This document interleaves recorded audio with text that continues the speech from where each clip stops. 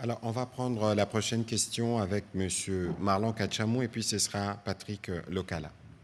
Bonsoir. Mes deux petites questions sont adressées au ministre de la Communication et des Médias. C'est en rapport avec le secrétaire d'État américain, Ronny Jackson, qui participait à une audition. Le congressman américain. Le congressman américain, Merci. le secrétaire américain. Donc, qui participait à une audition intitulée, j'ai lu l'intitulé de cette audition, Métaux, minéraux et exploitation minière, comment les PCC alimentent les conflits et l'exploitation en Afrique. Vous êtes ministre de la Communication et des Médias, mais également porte-parole du gouvernement. Quels commentaires pouvez-vous faire? Parce que je suis sûr et certain que vous avez suivi religieusement ce qu'il a déclaré. Quel est votre commentaire? Ça, c'est la première question. La deuxième question, c'est en rapport avec la tenue du concert des solidarités Congo prévu le 7 avril 2025 à Paris, qui est menacé, vous le savez, par les réseaux rwandais.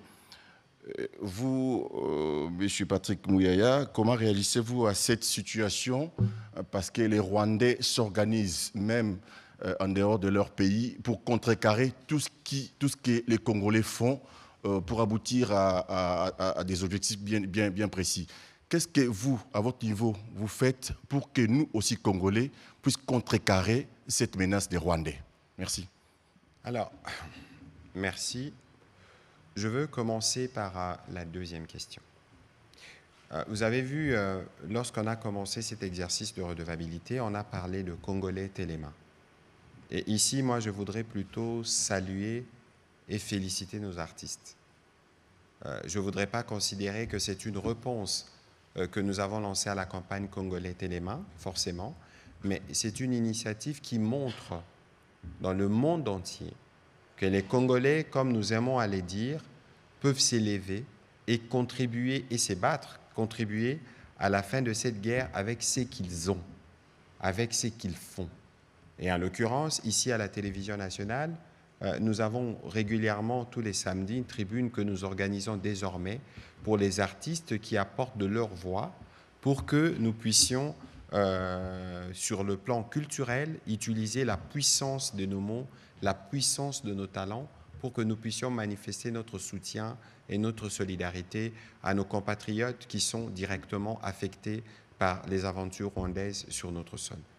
Ça, c'est un premier point. Dans un deuxième point, il faut ici noter, d'après mes échanges avec, que ce soit avec Charles Dabou ou Elvis Adidiema, qui sont derrière l'organisation de ces grands événements, il y a eu des concertations. Des concertations d'abord avec les artistes qui ne sont pas spécialement des artistes congolais, parce qu'on parle de noms comme Angélique Kidjo, qui veulent s'associer à cette initiative de solidarité et qui n'est pas du tout à politiser, des artistes qui veulent se mobiliser pour venir en soutien à un peuple meurtri. Donc, vous voyez déjà que l'initiative, le fondement de l'initiative est louable. Mais ce qui politise justement cette idée qui ressort justement de l'initiative des artistes congolais, c'est l'attitude du Rwanda qui veut transformer un événement de solidarité en un événement politique. Nous, en République démocratique du Congo, nous ne sommes pas des négationnistes. Nous ne sommes pas des négationnistes parce que la peine qu'a connue les Rwandais à travers les génocides des Tutsis et des Hutus modérés est une peine que nous avons partagée depuis des années. Et je ne pense pas qu'il y a un seul pays au monde qui a payé le prix des conséquences de ces génocides comme la République démocratique du Congo. Parce que c'est depuis ces génocides que nous sommes rentrés dans un cycle permanent de violence qui, cette année, pourra totaliser 31 ans. Vous voyez donc que nous, on ne va pas aller dans une quelconque forme de comparaison, mais autant nous devons être solidaires au peuple rwandais qui a été à l'époque victime du génocide, qui en garde les stigmates, autant nous, Congolais, nous sommes dans l'obligation d'être solidaires. Et cette solidarité ne devrait pas être à géométrie variable pour de tels événements. Donc c'est malsain pour ceux qui, du côté du Rwanda, ont pensé qu'ils peuvent politiser un événement de cette nature. Et dans les dates, la date a été fixée, d'après ce qui m'a été dit, en fonction de la disponibilité des artistes. C'était la première date après la célébration du Ramadan, parce que certaines de nos stars sont musulmans, donc il faut respecter cette période. Et donc, vous voyez d'abord que tout ça doit être dit, et tout ça on doit un peu sortir le côté politicien à tout prix dans une initiative qui est citoyenne. Sur l'autre volet de votre question, le concert, il doit se tenir. C'est un concert de solidarité et je ne pense pas que les autorités françaises peuvent s'opposer à la tenue d'un concert de ce genre. Et donc, je sais qu'il y a, au moment où nous parlons, des discussions à la fois avec les organisateurs, notre ambassadeur et les autorités françaises, parce que justement, il y a une très mauvaise intention qui vient de l'autre côté à l'idée de saboter ou de penser que son concert peut poser un problème de sécurité, parce que la sécurité doit être assurée par la République française. Ici, il faut considérer que le communiqué que nous avons vu de la mairie n'engage pas la France.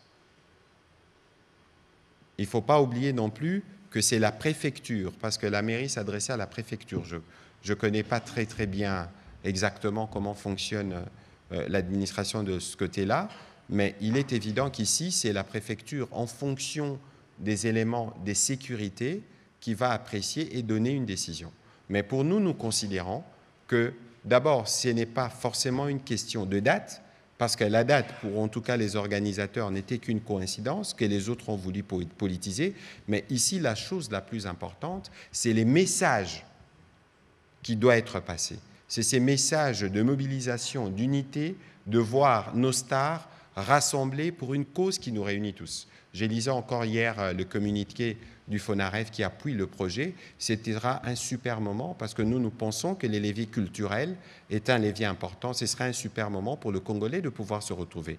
Alors, pour ce qui concerne les détails sur la date du 7 et tous les autres, je crois que nous serons très rapidement fixés par les organisateurs et nous pensons que, quoi qu'il en soit, ces concerts doivent se tenir parce qu'on ne peut pas empêcher aux Congolais qui sont partout mobilisés à travers le monde, de s'exprimer en soutien aux Congolais qui sont touchés. Et il n'y a aucun État qui ne peut s'opposer à la tenue d'une activité comme celle-là. Mais s'il y a des impératifs sécuritaires, évidemment, il est du devoir de l'État d'apprécier, de regarder. Et pour ça, comptez sur nous. Même si nous n'avons pas voulu politiser cette initiative, parce qu'on n'en a jamais parlé jusqu'à ce que vous nous posiez la question, mais c'est une initiative parmi les initiatives citoyennes que nous voyons, que nous soutenons, de loin, parce que c'est de cette manière que nous répondons aussi à l'appel à la mobilisation lancé par le président de la République. Alors, sur votre première question, écoutez, j'ai suivi comme vous ce qui a été dit par les congressmen Johnny, mais je pense que l'ambassade américaine a réagi aujourd'hui. Que ce qu'il a dit relève de ses opinions personnelles. Ce qu'il a dit n'engage nullement le gouvernement américain. Nous avons eu à plusieurs reprises des discussions, que ce soit au niveau de la Maison-Blanche ou au niveau du département d'État.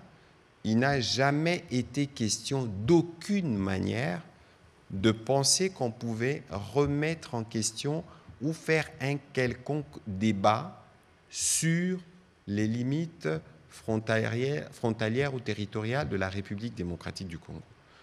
Pour preuve, regardez, le 27 janvier, je pense, il y a eu un premier appel entre les secrétaires d'État Rubio et les présidents Tshisekedi. Si vous regardez, on parle dedans de la souveraineté de la RDC, et vous avez aussi suivi que le même gouvernement américain a pris des sanctions contre James Kabarebe, qui est ministre d'État au Rwanda, qui est considéré comme l'architecte de la guerre dans l'Est.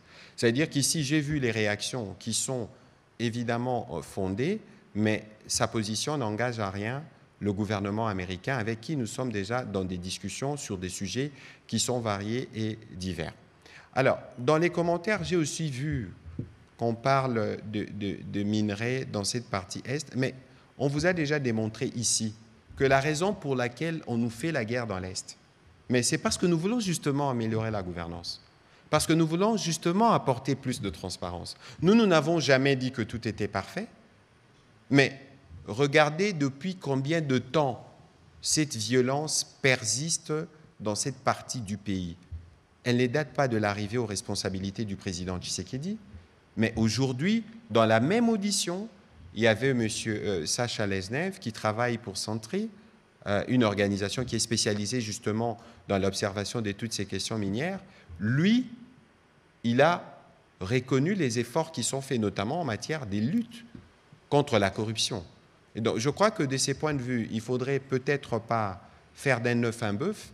C'était une opinion personnelle qui a été exprimée, évidemment avec une certaine orientation, qui montre que le conflit en République démocratique du Congo, ce n'est pas en 24 heures ou en 72 heures que vous faites le tour dans la région, que vous en maîtrisez tous les méandres. Et pour ce qui nous concerne, soyez sûrs qu'en termes de réponse, bien au-delà de la réponse américaine qui a été donnée aujourd'hui au niveau de l'ambassade, donc ces propos n'engagent pas le gouvernement américain, mais il y a, au-delà de ce que nous disons ce soir, des initiatives qui seront prises dans les sens du congressman ou du parlementaire américain pour lui apporter davantage des informations, pour l'édifier sur la véritable situation dans la République démocratique du Congo, parce que ce que nous vivons actuellement, c'est une agression qu'il faut condamner. Ce que nous vivons actuellement, c'est une catastrophe humanitaire pour laquelle le monde doit donner des réponses. J'aurais bien voulu qu'il y ait des mots qui soient dits aussi pour ces aspects, bien au-delà du constat qu'il a fait et de l'histoire qu'il a malheureusement mal racontée, parce qu'il s'est fait malheureusement les relais de ceux qui lisent mal l'histoire et de ceux qui pensent qu'ils peuvent travestir l'histoire pour satisfaire leurs intérêts politiciens. Ce n'est pas sûr que cela puisse arriver, parce que nous,